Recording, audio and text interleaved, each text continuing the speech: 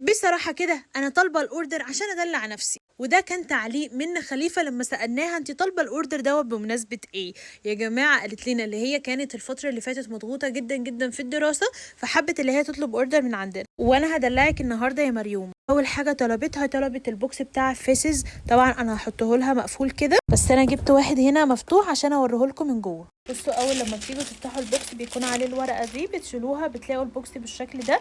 9 برفانات 35 مللي، أحلى من كل الروايح البيست سيلر متجمعة في بوكس واحد يا بنات، وسعره 350 جنيه بس. اما بقى في قسم الاكسسوارات فطلبت السلسلة اللي بتكون على شكل عين، وطبعا هي ستانلس مش بيغير لون خالص. واخدت كمان حامل عطر يارا فانيليا، وكمان حامل عطر فراولة، وكمان اخدت حامل عطر للتشيز كيك رول اون. عايزه اقول لكم بجد التلاتة دول تحفه وروايحهم ثابته موت. وكمان اخدت الماسكارا بتاعه جلام، الماسكارا ديت دبل يا بنات. وكمان فرشه فك تشابك الشعر، حلوه قوي الفرشه دي على فكره.